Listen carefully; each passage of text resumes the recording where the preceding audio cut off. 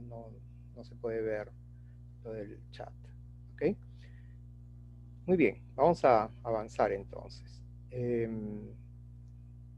Si tienen alguna duda, por favor, prenden su micrófono y me la manifiestan en el momento que ustedes deseen, ¿ya? Ya no, como les digo, no se va a poder visualizar el chat, salvo que aquí lo pongamos en un modo de pantalla más pequeña, pero no es la idea porque si no, no van a apreciar todo lo que queremos mostrar. Muy bien, vamos a avanzar. Hoy día nos toca hablar sobre el método científico y cómo significa la base para el proceso de investigación. Muy bien.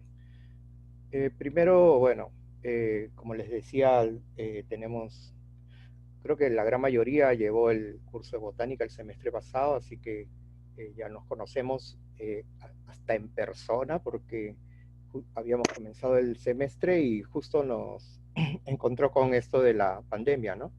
Así que bueno, somos viejos conocidos. Bueno, qué es lo que yo hago? Primero, un poquito para que ustedes puedan conocerme. Bueno, el laboratorio donde yo trabajo y dirijo es el laboratorio de palinología y paleobotánica, ¿no? El laboratorio de palinología y paleobotánica está en el tercer piso del LIT. Lo extrañamos mucho porque durante este tiempo no hemos podido ir, pero sin embargo hemos seguido produciendo, ¿no? Desde la casa. A ver, ¿de qué se trata esta disciplina? Bueno, ustedes, bueno, los que ya han llevado botánica, pues básicamente saben que hay las plantas, ¿no? Y las plantas superiores tienen flores, y las flores tienen unas esporas pequeñitas donde llevan al gameto masculino, ¿no? Que son los granos de polen. La disciplina que estudia los granos de polen es la palinología. Pero ¿qué tiene que ver esto con la paleobotánica, ¿no? Nuestro laboratorio trabaja básicamente con restos arqueológicos, ¿no? y proyectos arqueológicos. En el Perú, pues, es un espacio sumamente rico porque, gracias a Dios, nuestro país fue bendecido con muchos ambientes de gran riqueza natural, y estos ambientes de gran riqueza natural, pues, a lo largo del tiempo, fueron dejando vestigios, ¿no? De seres humanos, como por ejemplo acá hay una momia, ¿no? Y también de restos, ¿no? Que utilizaban esas personas. Entonces nosotros lo que hacemos es analizar y determinar qué plantas, ¿no? Y no solamente plantas, sino también restos de animales utilizaban estas personas en la antigüedad, para poder descubrir cómo era eh, el uso de los recursos y también saber, ¿no? Cómo era el ambiente, porque pues a diferencia de otras culturas, pues las culturas que desarrollaron aquí en el Perú no tenían escritura. Entonces nosotros nos tenemos que basar en las evidencias que encontramos en estos sitios, ¿no? Para poder hacer como un viaje en el tiempo y poder descubrir cómo era el ambiente, que ahora lo encontramos así. Por ejemplo, esta es una zona, nosotros hacemos estudios aquí en el norte chico, eh, que está actualmente así, no vemos el río. Pero bueno, con el trabajo de los arqueólogos se hacen reconstrucciones, ¿no? Imagínense, es como ir al pasado y tomar una fotografía, ¿no? Nosotros, pues, no tenemos, la única forma que tenemos de hacerlo es mediante las evidencias microscópicas que existen, ¿no? Y a eso nos dedicamos. Entonces, he comenzado con esta pequeña presentación, primero para que me conozcan, bueno, y otra es para que para que se den cuenta de que la investigación científica es el fundamento, ¿no? De el qué hacer de los que estamos aquí, ¿no? La Universidad Cayetano Heredia es la universidad mayor número de investigaciones científicas hacen en el Perú. digamos, es el centro de la investigación científica. Ustedes en los medios de comunicación pueden ver que la gran mayoría de expertos, ¿no?, y científicos que ven en la televisión que hablan sobre este aspecto específico del coronavirus, pues pertenecen a la universidad, ¿no? Que base a su prestigio en el acúmulo de expertos y de investigadores que en estos más de 50 años pues han puesto su granito de arena para construir lo que ahora somos, ¿no? Entonces hay que sentirnos orgullosos de eso. Estamos en el centro de la investigación científica y lógicamente para ello tenemos que llegar a un grado de excelencia. No, no es fácil, el camino no es sencillo. Lógicamente no todos nos vamos a dedicar a la investigación científica, pero los que sí, pues tengan por seguro de que la experiencia de las personas que muchos de ellos participan en este curso les va a brindar, ¿no?, unos atajos para poder llegar más fácilmente, ¿no? Seguramente más fácilmente de lo que nos costó a nosotros. Pero bueno, cada camino tiene sus complicaciones. Bueno, un poquito, ahora para comenzar y ver ya el tema específico, tenemos que ver que la ciencia como tal se basa en evidencias, ¿no? Y la ciencia como tal ha ido evolucionando a lo largo del tiempo. No, no todo lo que conocemos actualmente siempre fue algo que fue aceptado, ¿no? Eh, durante mucho tiempo, por ejemplo, se aceptó que lo animado podía surgir de lo inanimado, ¿no? No sé si han escuchado esto, estos principios, ¿no? Tan antiguos y tan eh, extendidos a lo largo de muchos años, cientos de años, se aceptaba esto, ¿no? Es más, algunos científicos de la época, como Leeuwenhoek, lo aceptaba, ¿no? Ellos, por ejemplo, Leeuwenhoek ya partía del principio de que eh, al tomar una gota de lluvia y colocarla en su microscopio, él podía observar ahí microbios. Y ya que podía observar microbios, pues, y la gota de lluvia era el material que era más puro del mundo, según lo que él, él conocía o se conocía en la ciencia en ese momento, entonces esos microbios debieron haber aparecido, ¿no?, espontáneamente. La generación espontánea, entonces tenía en ese momento una aceptación en el mundo científico, ¿no? Este, después vinieron los experimentos, ¿no? Reddy, por ejemplo, ¿no? Y lo de la carne putrefacta, ¿no? Ya comenzó a dar algunas luces, ¿no? Porque veían que cuando cerraban, ¿no?, un depósito con la carne ahí adentro, no aparecían estas larvas que se podían ver cuando la carne la dejaban a la intemperie, ¿no? Entonces ya se iban tejiendo, ¿no?, una serie de hipótesis sobre cuál era la razón por la cual aparecían estos gusanos en la carne. Y bueno,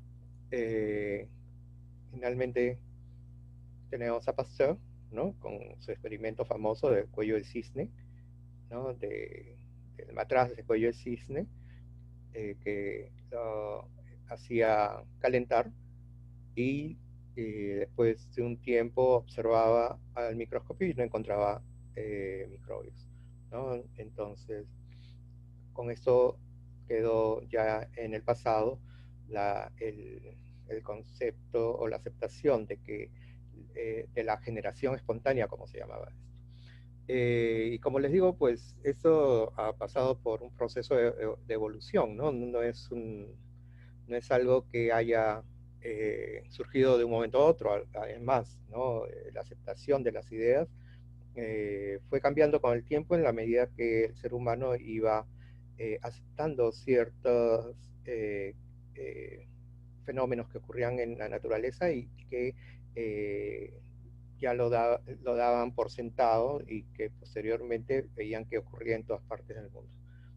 Entonces, todos estos, todos estos experimentos, todos estos hechos que fueron construyendo, ¿no?, lo que es la ciencia, pues no hubiese tenido asidero si el ser humano no hubiese dado el peso requerido a esta área, ¿no?, de aceptación de evidencias, ¿no? O sea, la evidencia te conduce hacia la teoría, ¿no? No es que si tú tienes una teoría vas buscando las evidencias que vayan encajando, ¿no? No. Las evidencias te conducen a ello, ¿no? Entonces, y nos basamos en hechos. Como nos basamos en hechos, decimos que la ciencia, ¿no?, como la biología, son fácticas, porque se basan en hechos, ¿no? El otro camino, ¿no?, que va en sentido contrario es el dogmático, ¿no? El dogmático acepta una, eh, hechos, pero por fe, ¿no? O sea, no necesariamente porque haya estado uno allí, ¿no?, sino porque la fe te dice que hay que creer. Entonces nosotros nos basamos en hechos, ¿no? Las evidencias nos conducen hacia la aceptación de lo que es cierto. ¿Bien? Ahora, la investigación científica se basa, ¿no?, se fundamenta en varios principios, como decíamos, ¿no? Ya sabemos que es fáctica. Ahora tenemos que decir que se basa en lo que es la causalidad natural. La causalidad natural es que el origen de todo lo que sucede tiene causas naturales, ¿no? Todo se puede explicar, ¿no?, por causas naturales, ¿no? Desde el crujido de unas escaleras en una casa vieja, ¿no?, que tal vez algunas personas lo podrían interpretar como la presencia de algún ente, ¿no?, sobrenatural. Para la ciencia eso no tiene asidera porque tiene que basarse en evidencias, en hechos, ¿no? Y estos hechos nos han conducido a lo largo del tiempo a eh, desarrollar, ¿no?, los que son leyes, ¿no? Primero principios, ¿no?, teorías, leyes que sabemos que son así porque se cumplen en cualquier lugar del mundo. Los seres humanos percibimos, ¿no?, todo lo que ocurre alrededor nuestro de una manera similar. Eh, por ejemplo, aquí si vemos este cuadrito que está al fondo, vamos a ver, ¿no?, algunas cosas que conocemos, ¿no? A ver quién me puede decir qué estarán representando aquí. Esta parte de aquí que estoy señalando, ¿qué será? Por el micrófono me tienen que decir, ¿ah? Porque por el chat no se puede. Mitocondria. Esta es una mitocondria, ¿no? Muy bien, ¿y esto qué será? Esto de acá. Este de acá, que tiene que tiene como un pico, ¿qué será? A ver por el micrófono, chicos. A ver, más difícil. A ver, acá en esta parte de aquí, a ver, los que han llevado botánica. Este extremo superior derecho, ¿qué estará representando? A ver si se acuerdan. ¿Mm? Miren que acá hay como una pila de... Cloroplasto. ¿Qué será? Cloroplasto. Es un cloroplasto, ¿no? Acá hay una pila de membranosa, ¿no?, que son los tilacoides. Y miren, por eso es que podemos construir, ¿no?, una idea, porque todos percibimos las cosas de la misma manera, ¿no? Semejante, decimos, porque, por ejemplo, los sentidos pueden percibir las cosas de manera semejante como los colores, ¿no? Los colores, por ejemplo, nosotros vemos que acá hay una serie de colores, pero si A lo mejor para alguien este tono es más rojo, más rojizo, para otra persona es más granate, etcétera, ¿no? Por eso es de que, por ejemplo, los científicos para hacer estudios de colores nos basamos en patrones, ¿no? No denominaciones específicas, sino con nombres, sino con patrones, con números, porque, por ejemplo, para mí este puede ser dentro del patrón el 1, 2, 3, 4 y no decir que es granate nada más, ¿no? Sino que, y ese 1, 2, 3, 4 para la otra persona que lo puede percibir de una manera un poco diferente, va a ser el mismo número. Entonces, por eso decimos que nosotros percibimos los sucesos de manera similar. Como por ejemplo la lluvia.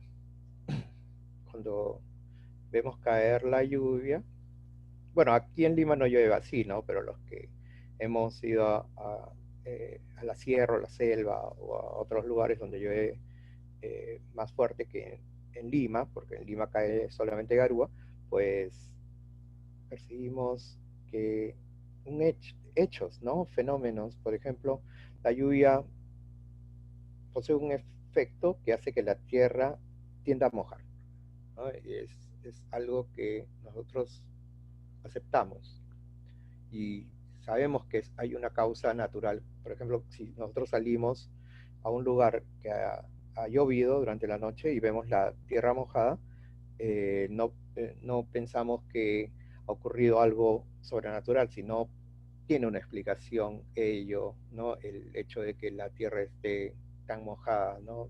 Y lo podemos explicar porque ocurrió la lluvia, ¿no?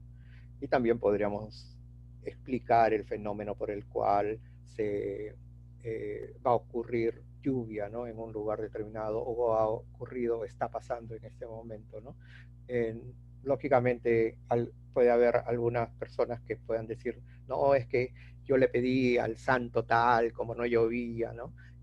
Para que llueva, ¿no? O hicimos la danza, ¿no? Para que los dioses nos provean de lluvia, ¿no? Y entonces, eh, no, pues, o sea, nosotros dentro del campo de la ciencia tenemos que basarnos en evidencia y ya sabemos cómo es que ocurre este hecho. Otro es el de las cosas que caen, ¿no? Está el famoso Isaac, ¿no? Que a partir de que cae, ¿no? Esta manzana al lado suyo, pues propone una ley, ¿no?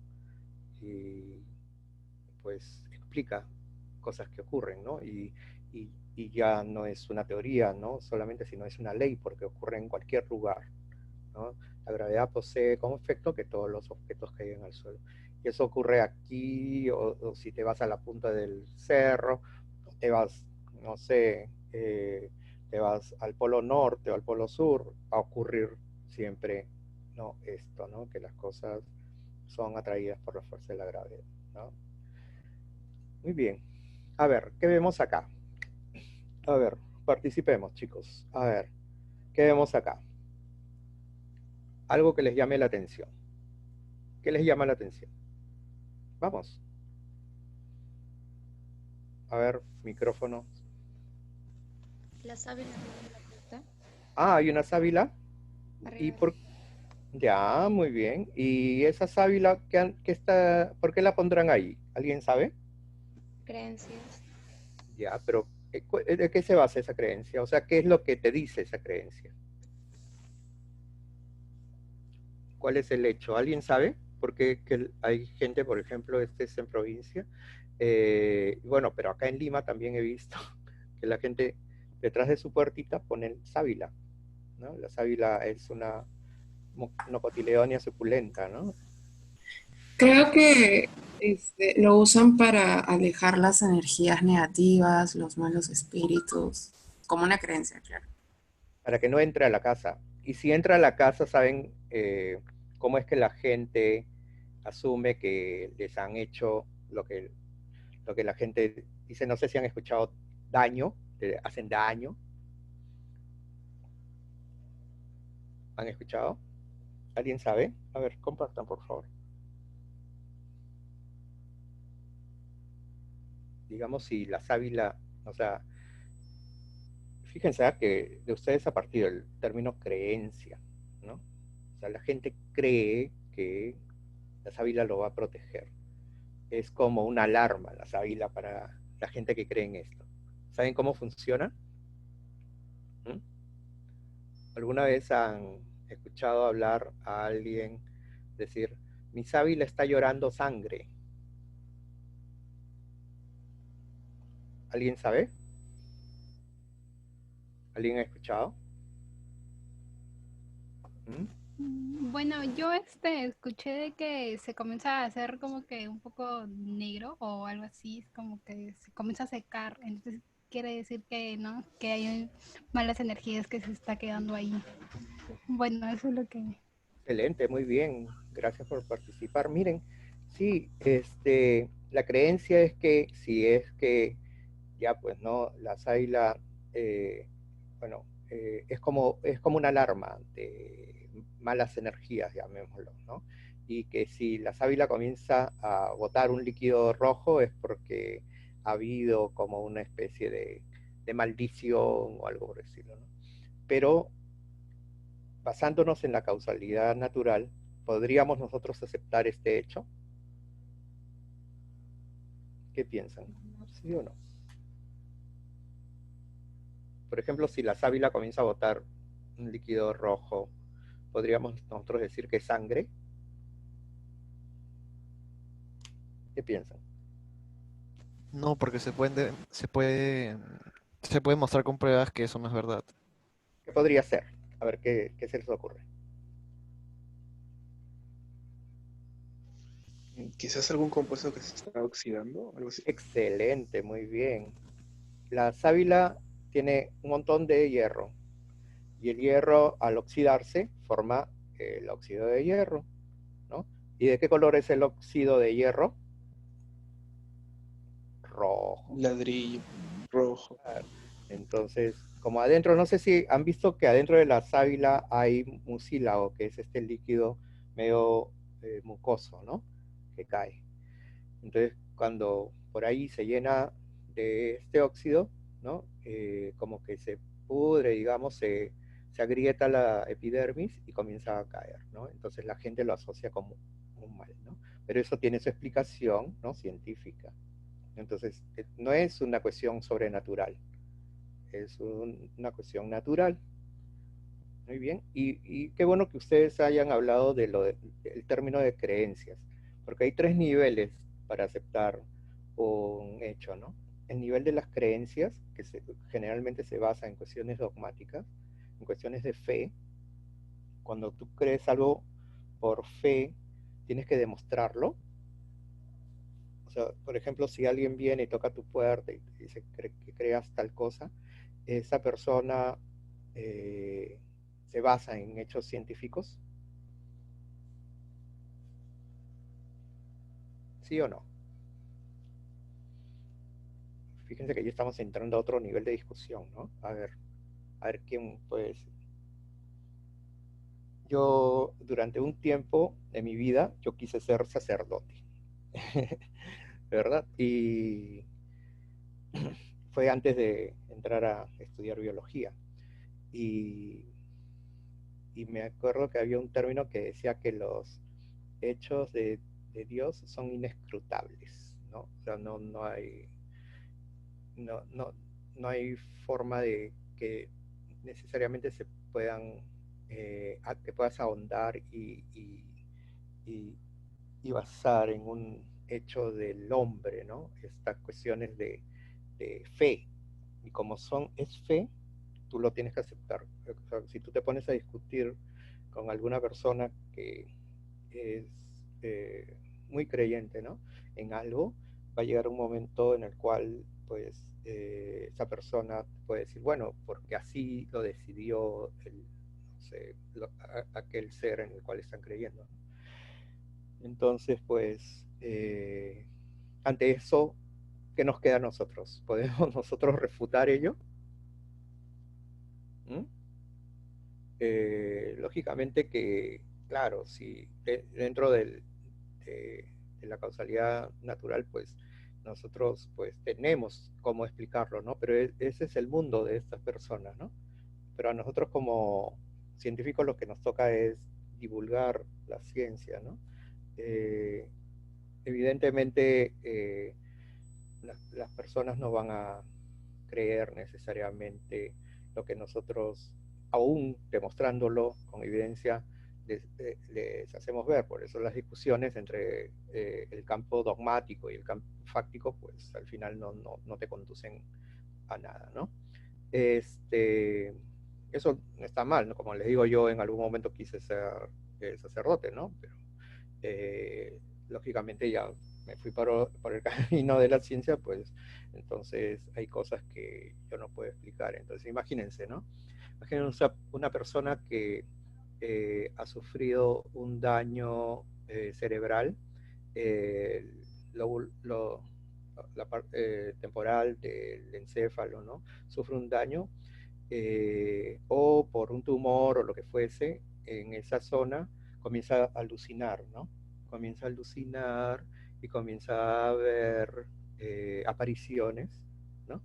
Y dependiendo de lo que esa persona crea, una mancha en la pared podría significar alguna cuestión religiosa, por decir, ¿no? Y si esa persona ve alucinaciones, ¿no? Pero, o sea, nosotros como científicos lo podemos explicar y lógicamente con una tomografía se podría evidenciar ello. Pero para esa persona es algo que cree, ¿no? Y comienza a escuchar voces.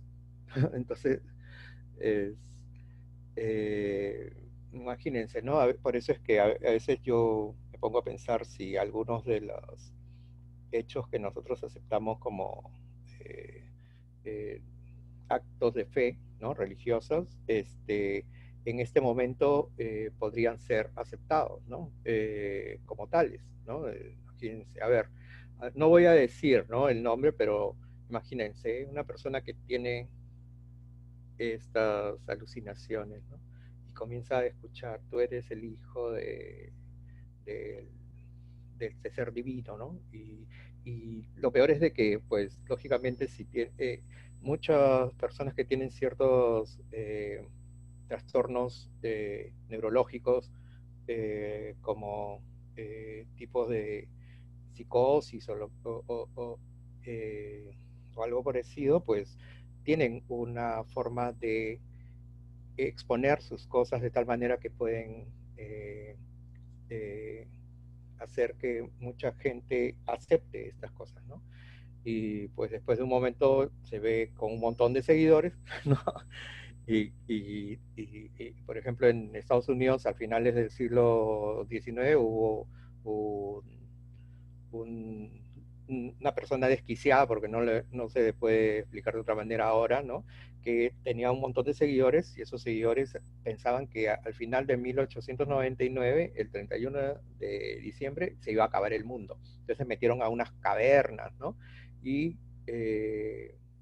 se, se suicidaron, ¿no? En masa.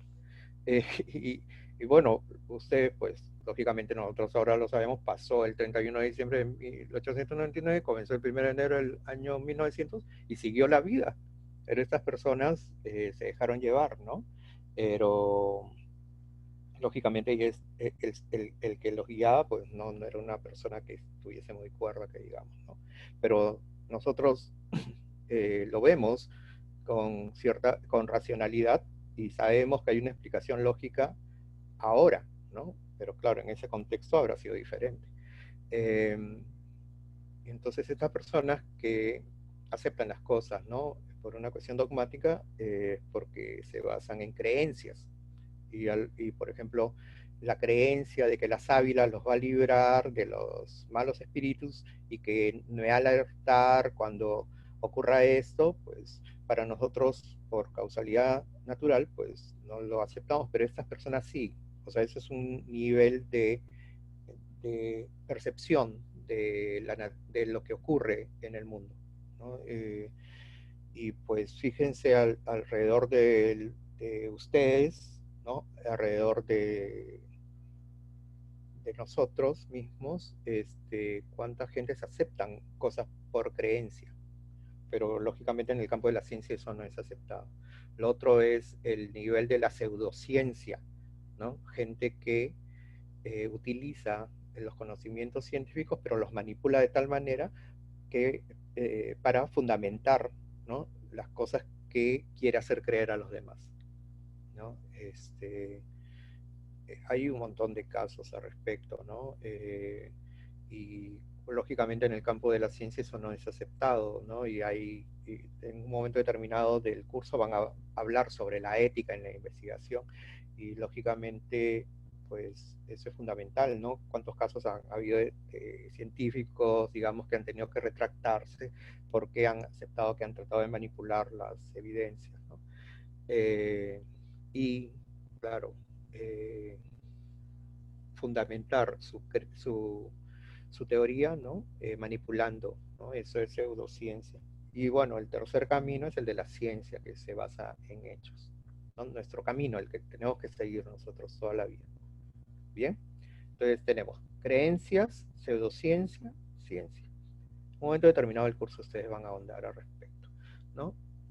Lógicamente en la antigüedad, todo aquello que no era, que no tenía explicación, pues era conducido hacia el camino divino, ¿no? Por ejemplo, cuando yo trabajo con arqueólogos, ¿no? Y cuando veo que hay un escrito donde dice, pues esto debió haber tenido una connotación mágico-religiosa, entonces eso quiere decir de que no se conoce todavía de qué se trata esta evidencia que se encontró, ¿no?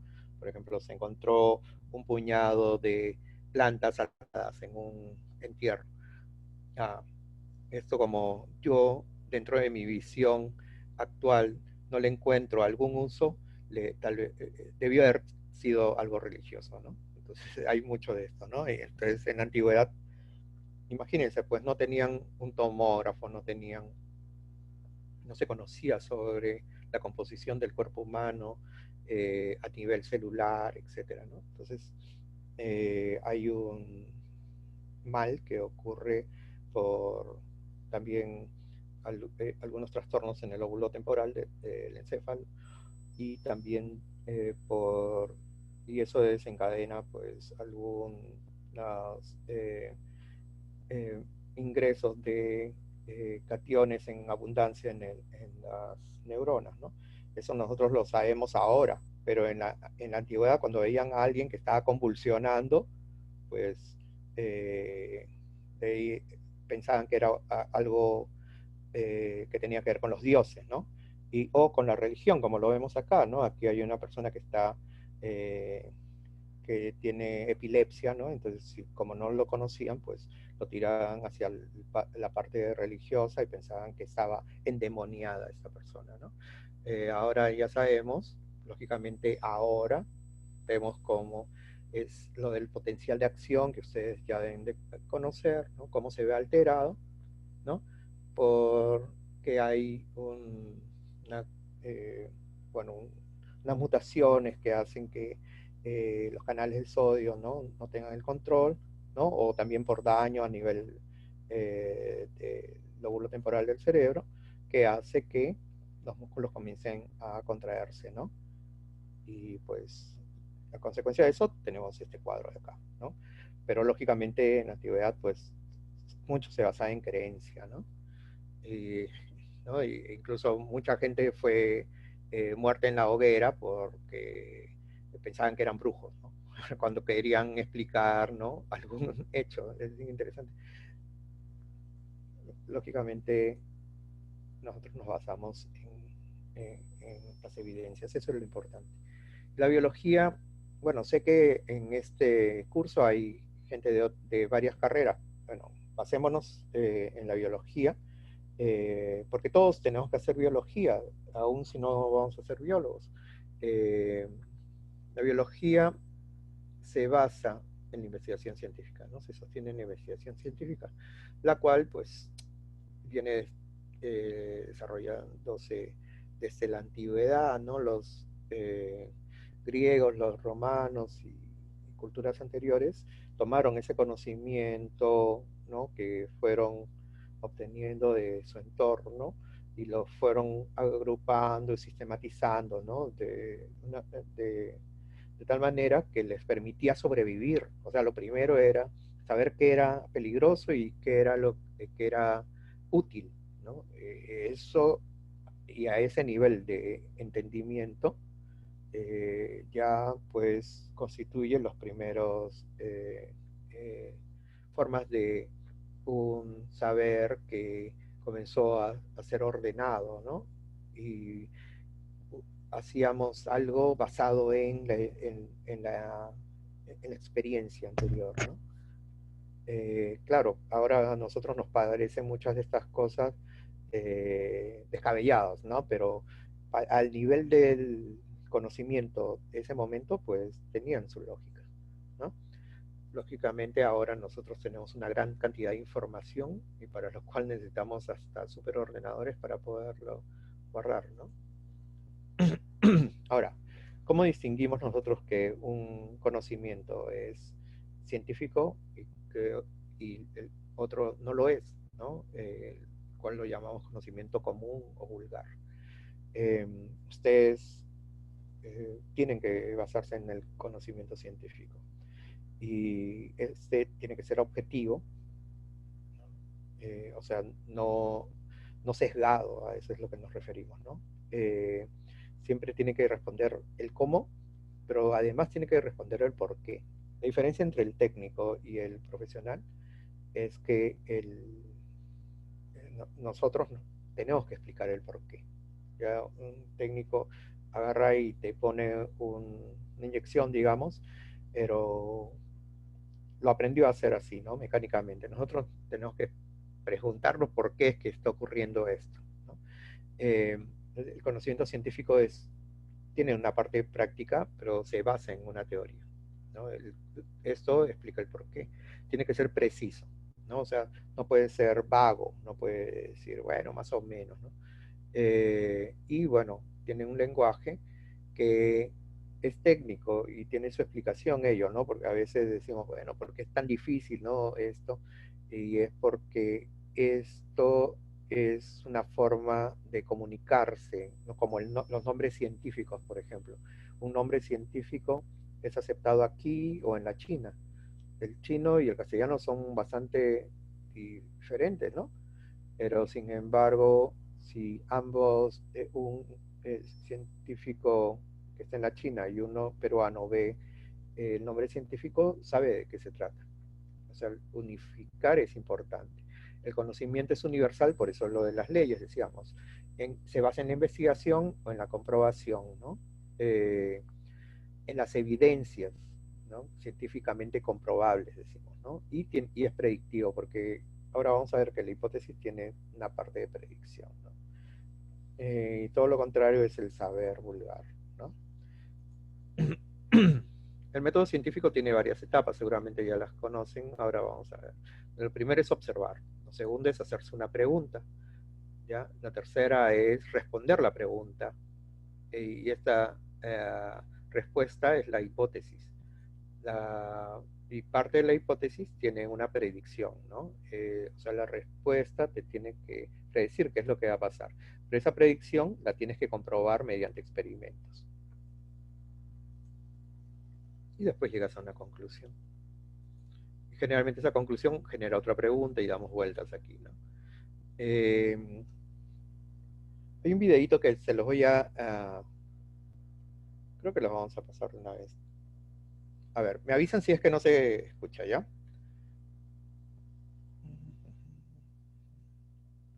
A ver.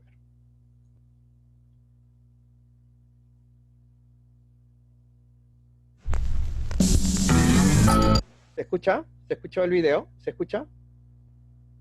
Sí, profe. Sí, profesor. Sí, sí, sí. Gracias. A ver.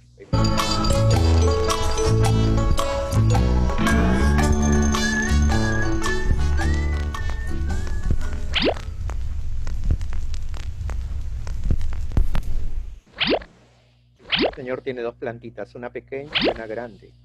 ¿Por qué? Si es la misma especie. ¿Por qué?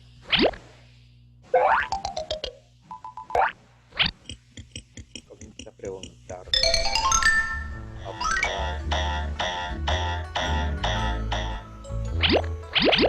Ahí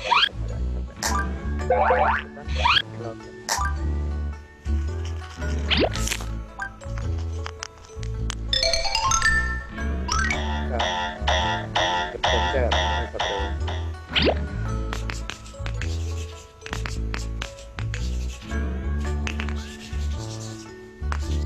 La primera es que piensa que le habla mucho, la segunda es que le canta, a lo mejor el sol tiene que ver.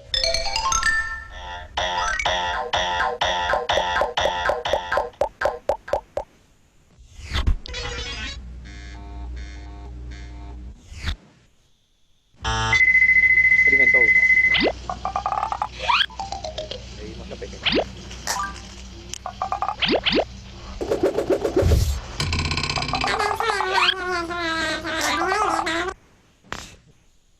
Le comienza a hablar, ¿no?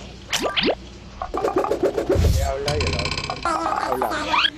Hay gente que piensa que hablándole a la planta va a crecer.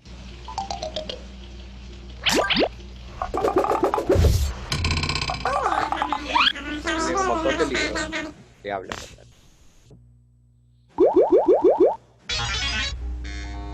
No, ahí han metido los datos, todo, ahora viene el experimento 2.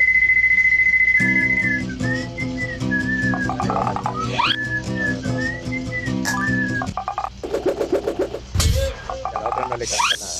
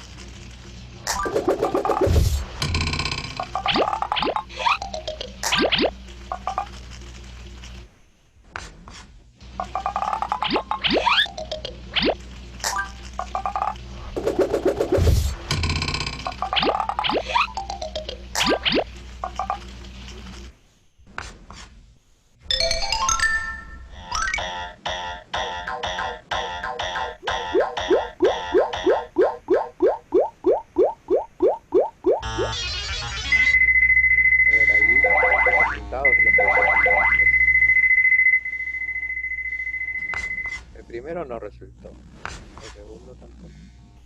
El tercero sí.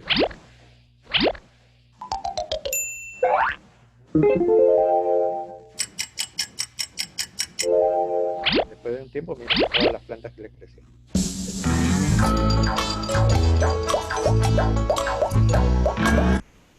Qué interesante, qué bonito. A ver, vamos a ver.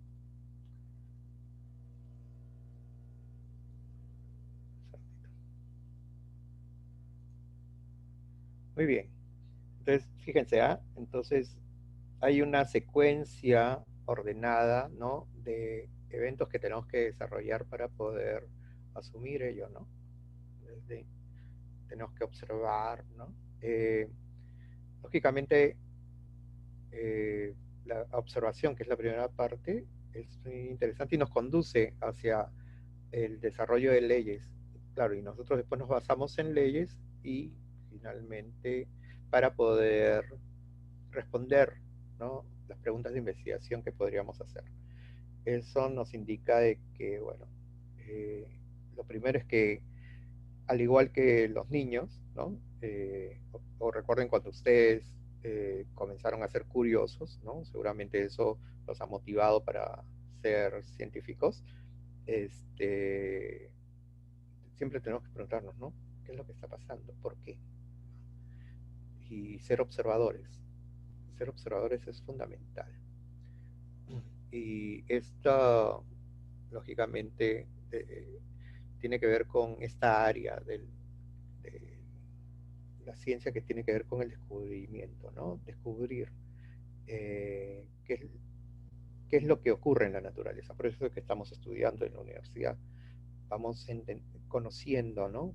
Y descubriendo estas cosas que ocurren en la naturaleza para que cuando ya egresemos y estemos a cargo de un área de investigación podamos tener respuestas, ¿no? Y tenemos que entender de que hay dos tipos de datos. Los datos que los llamamos cuantitativos, que son los numéricos básicamente, aquellos que me van a dar una magnitud, por ejemplo, la longitud, ¿no? Del, del tamaño, ¿no? De la altura de los árboles, por decir. O, por ejemplo, cantidades de hombres y de mujeres, etc. Y lo otro es lo cualitativo, ¿no? Como por ejemplo colores, ¿no? Olores, ¿no? Conductas, ¿no? Lo cualitativo lo podemos pasar a numérico, pero bueno, esta es una primera clasificación. Los datos son los registros de lo que estamos observando. Por ejemplo, acá hay una famosa investigadora de los gorilas, los orangutanes, tenía su libreta de campo, Diane Fossey. Es súper famosa, ¿no? Se hizo una película, Gorilas en la Niebla, sobre su vida, y ella registraba todo aquí, ¿no? Tanto datos cuantitativos como cualitativos. Entonces hay dos caminos, como les decía, ¿no? El camino que desde la observación me lleva hacia las leyes, o sea, hacia la generalización, ¿no? Ya que siempre ocurre de esta manera, entonces yo formulo primero una teoría y cuando ya se acepta que ocurre en cualquier lugar del mundo, del universo, digamos, ya se acepta como una ley. Este camino, que va desde la observación hacia la formulación de las leyes, es el camino de la inducción, el camino inductivo, ¿no? Por ejemplo, siempre, ¿no? Las cosas van a caer hacia el suelo. Entonces se formula una ley, y esa es la ley de la gravedad. Acá hay otros ejemplos, ¿no? El sol siempre sale por el este, los autos caen hacia el suelo. Todos los organismos están formados por células, ¿no? Son leyes o teorías, ¿no? Entonces, y el otro camino es el deductivo, que basándome en estas evidencias y al hacerme preguntas, yo deduzco, ¿no? Hago predicciones de lo que puede pasar, pero basándome en esto. Después cuando yo ya lo demuestro mediante experimentos, digamos, como el videito que hemos visto, pues entonces ya se asume como un hecho, ¿no? Ahora, les voy a pasar un video de una serie muy bonita. No sé si han visto, es una serie británica que se llama Sherlock Holmes. ¿Saben quién fue? Bueno, Sherlock Holmes es un ser, ¿no? Creado, ¿no? Por un autor británico, pero a partir de ellos hizo esta serie. Les voy a pasar un par de videitos para que ustedes me digan, a ver, si esto es un camino inductivo o deductivo. A ver, vamos a ver, ¿no? Primer video. Un poco diferente a mis días. ¿Se escucha, no, chicos? A ver, alguien que me diga, por favor, si se escuchó. ¿Se escuchó? Sí, se escucha. ¿Mm? Miren, Anne le ha dicho que ha sido, que ha combatido, ¿no? Que ha estado en el ejército, y en tal sitio, que su cojera tiene estas características, ¿no? Y etcétera, etcétera. ¿Cómo es que esa persona llega a esas conclusiones si nunca antes lo había visto a esta persona? ¿Mm? Porque lo observa a detalle, con Observa detenimiento. detalle. Ah, muy bien. Ya, ¿y qué camino habrá sido? ¿El inductivo o el deductivo? A ver. vamos viendo la segunda parte. Interesante, ¿no? ¿Y ustedes son así? A ver, cuéntenme. ¿Son observadores o no? ¿Mm? Más o menos. ¿Mm? A ver, chicos. A ver, estos dos caminos, fíjense, ¿eh? Habíamos hablado del camino de la inducción y ahora es el camino de la deducción, ¿no? Lógicamente, Sherlock Holmes es el rey de la deducción, ¿no? Él se plantea pequeñas preguntas. Y nosotros todo el tiempo estamos planteándonos hipótesis, ¿no? Todo el tiempo. Estos dos caminos se resumen en lo que se llama la rueda de Wallace.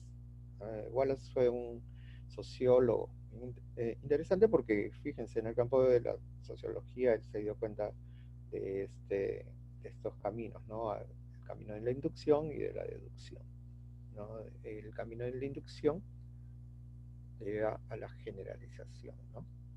O sea, observas que siempre ocurre lo mismo, entonces planteas una teoría, pero esa teoría la tienes que demostrar, ¿no? Bueno, te sirve como base para poder demostrar tu hipótesis, ¿no? O sea, esas teorías o leyes, ¿no? Te van a fundamentar, ¿no? Van a ser el soporte para que tú puedas luego fundamentar tu hipótesis y poderla demostrar, ¿no? Entonces, una hipótesis puede ser aceptada o rechazada, ¿no? Lo cual no quiere decir que la investigación esté mal hecha, ¿no? Porque el hecho de rechazarla te abre otros caminos más, ¿no? Yo, por ejemplo, yo fui asesor de una tesis hace un buen tiempo donde la hipótesis que se planteó se rechazó y eso no quiere decir que esté mal hecho eso, porque se hizo la investigación para poder comprobar la hipótesis, ¿no? Entonces, pero eso dio pie a que las otras hipótesis, se plantearan otras hipótesis, ¿no? A partir del rechazo de esta y bueno, hasta encontrar la solución. Interesante esto. Bueno, este es nuestro método científico, ¿no? Siempre vamos dando vueltas, ¿no? Si es que nuestra hipótesis es rechazada, pues tendríamos que plantear otras. Ahora, en el campo de la ciencia, pues las hipótesis que planteamos son respuestas a preguntas, ¿no? Y esas preguntas, pues, tienden a resolver algún problema del campo de la ciencia. Esos problemas ocurren a diario, ¿no? Por ejemplo, ahorita estamos pasando esto de la pandemia y lógicamente tenemos que resolver, ¿no? Cómo es que se puede resolver esta situación. Las evidencias que ya son aceptadas por la ciencia y las nuevas teorías se publican, ¿no? En revistas científicas.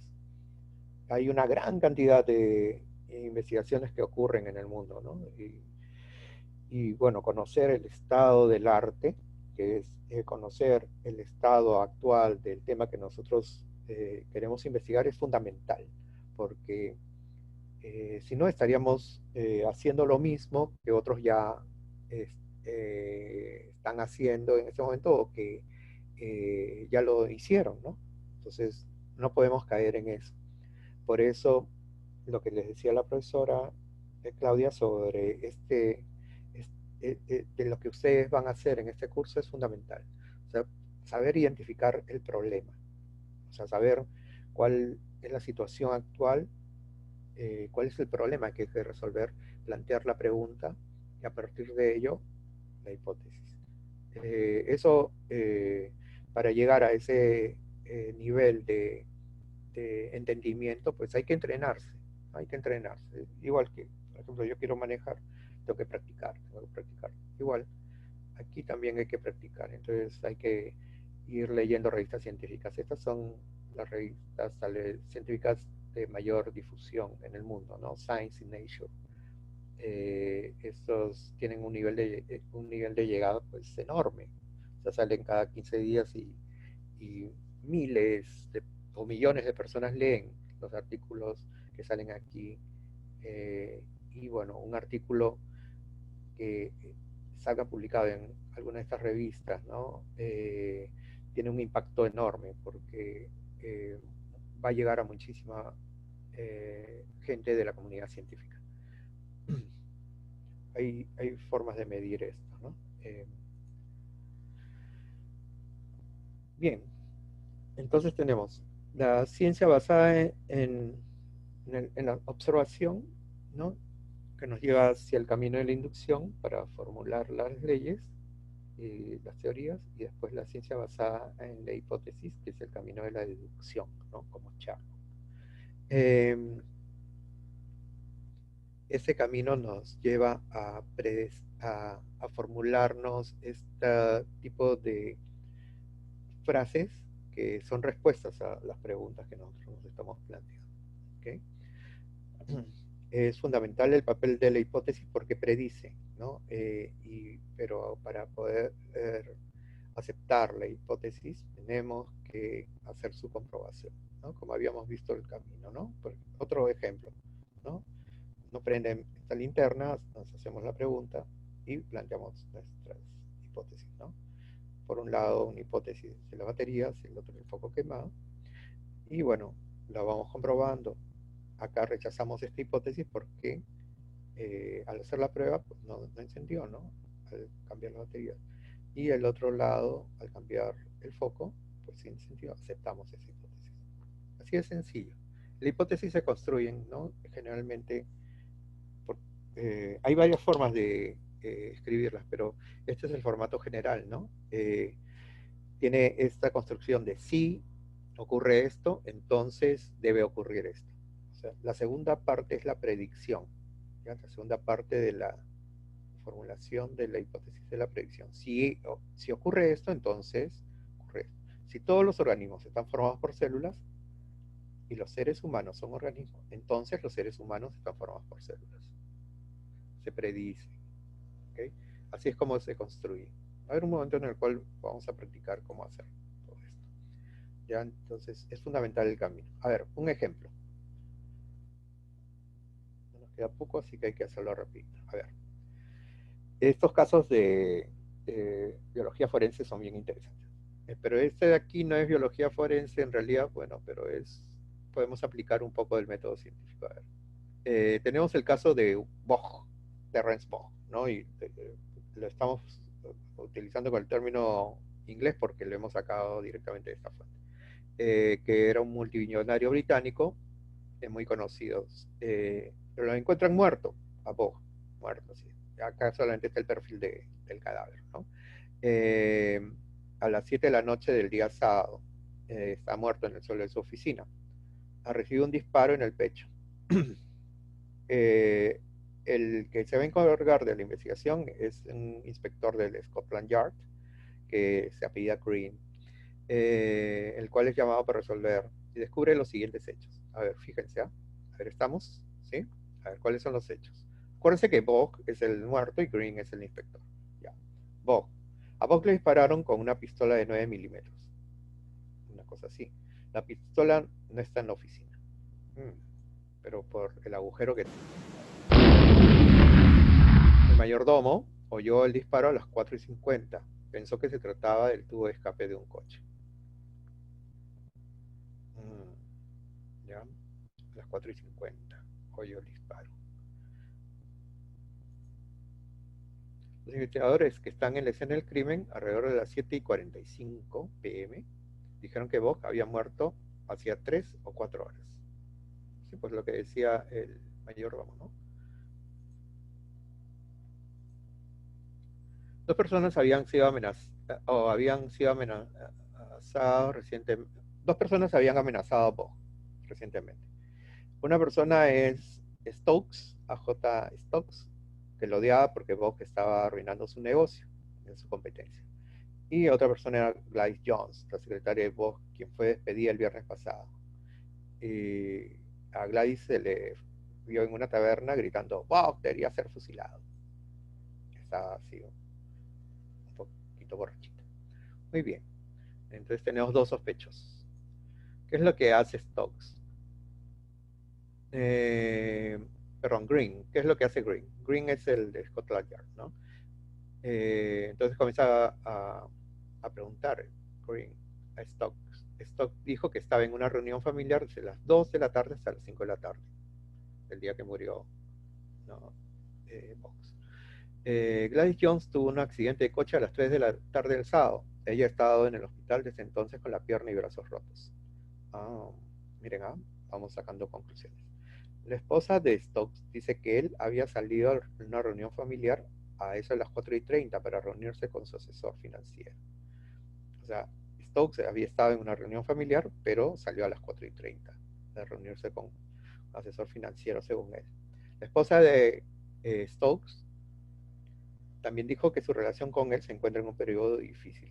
Entonces, ¿podríamos confiar en lo que dice la esposa? ¿Qué dicen? ¿Sí o no? Se mantiene en duda porque la relación es difícil. O sea, podría estar mintiendo. Puede ser, ¿no?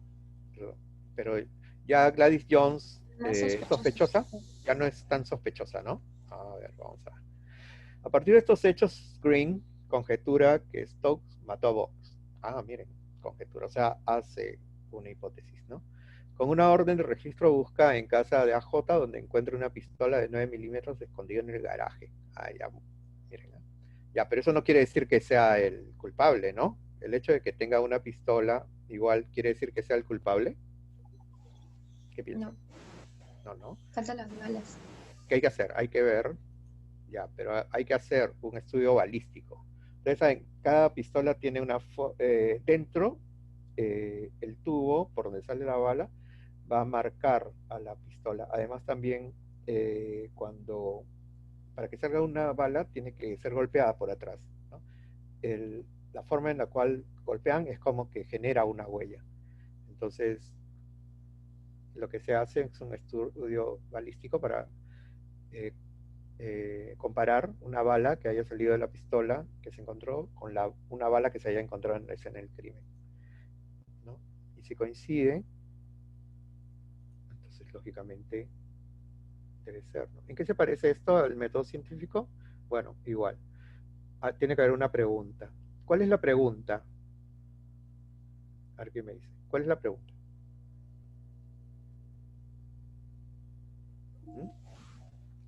¿Cuál es la pregunta? ¿Quién mató a vos? Muy bien. Después tenemos que investigar y encontrar los hechos. Bueno, hay dos suposiciones iniciales, ¿no? Sí. ¿Cuáles son? El Una, culpable era Gladys. ¿ya? Bueno, Y la otra es Stokes. ¿Ya? ¿Y cómo se comprobó la hipótesis? Una de Gladys. ¿Por qué desechamos? Por preguntas. Pero Gladys ¿cuál es la también evidencia sufrió por la cual un decimos? accidente. El accidente de Gladys. Ya, deben haber certificados y todo eso, ¿no? O Gladys está internada en el hospital, ¿no? En cambio, el de Stokes es más fuerte, ¿no? ¿Cómo lo comprobamos? Balístico. Ya, primero porque buscamos y encontramos la pistola, ¿no? Muy bien. Ahí está, ¿no? Y comprobamos con balística y entonces Green concluye que AJ es el culpable. Muy bien. Excelente. Hagamos un Kahoot para terminar, chicos. Tienen allí bueno, desde donde están entrando pueden hacer el Kahoot. Vamos a hacer esto. Ahí, espera un segundito. Ahí está. A ver.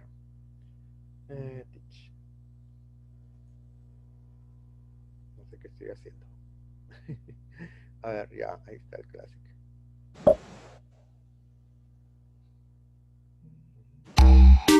Pero, a ver, ahí tenemos a ver quiénes entran, por favor.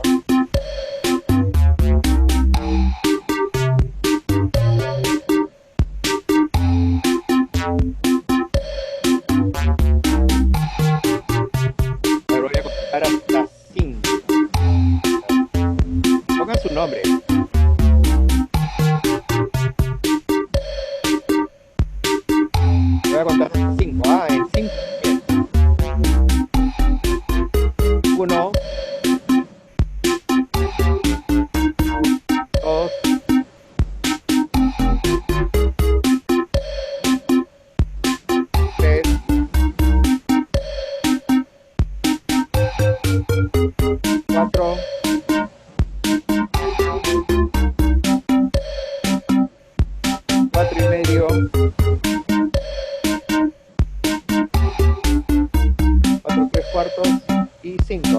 comienzo, con lo que estén.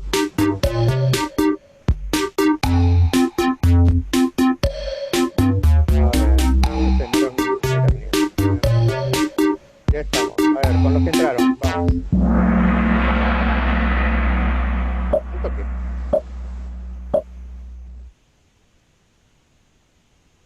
Nada de lo que ocurre en el mundo tiene causas sobrenaturales.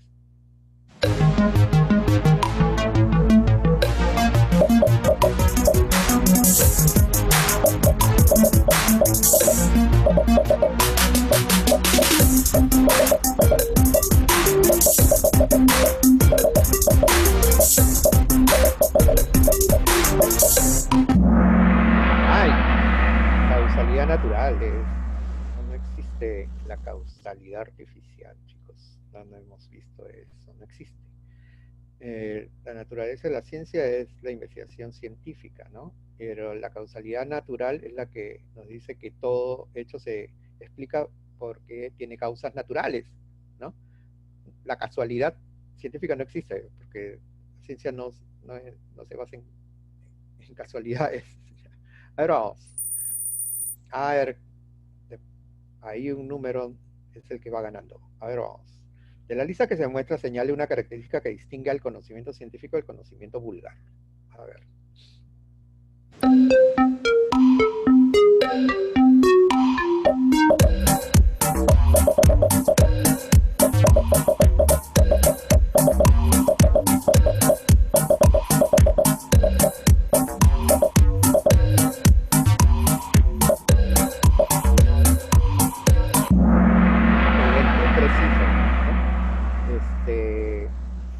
Su ámbito no es local, sino es universal, ya hemos dicho, ¿no?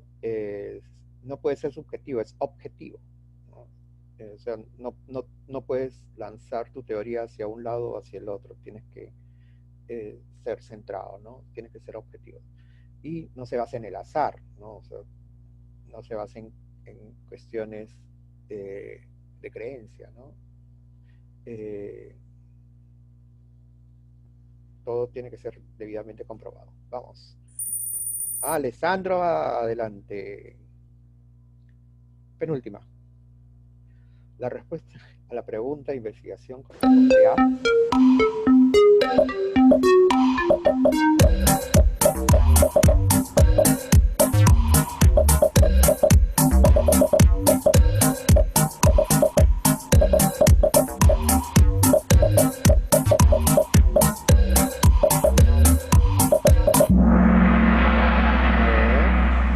hipótesis, pues la respuesta es la hipótesis. El camino de la inducción no te lleva a la hipótesis, este es el camino de la observación nada más, ¿no? La conclusión, o sea, el camino, o sea, lo más próximo, o sea, la respuesta es la hipótesis, ¿no? La conclusión es después de hacer toda la experimentación, y la experimentación es la que nos va a decir si aceptamos o no la hipótesis. Última. Daniel, adelante. A ver. Última. La gravedad posee como efecto que todos los objetos caigan al suelo.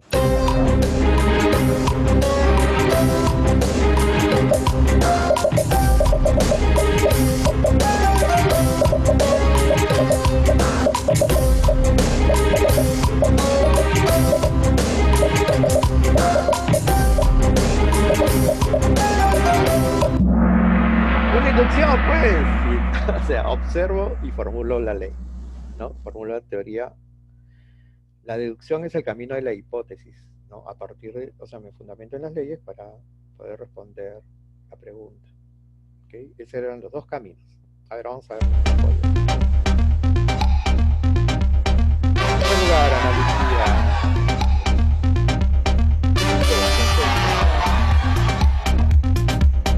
Primero.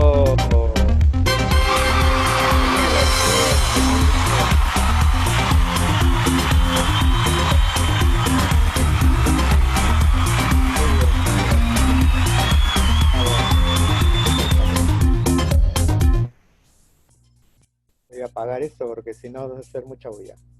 Excelente. Muy bien, chicos. Muchas gracias por haber estado aquí. los invitamos para la siguiente sesión. ¿Ya? Cualquier duda me pueden escribir a mi correo. Muy bien, ahí nos vamos a quedar. Hasta luego. Gracias. Gracias, hasta Cuídense. luego. Hasta luego, gracias. Chao.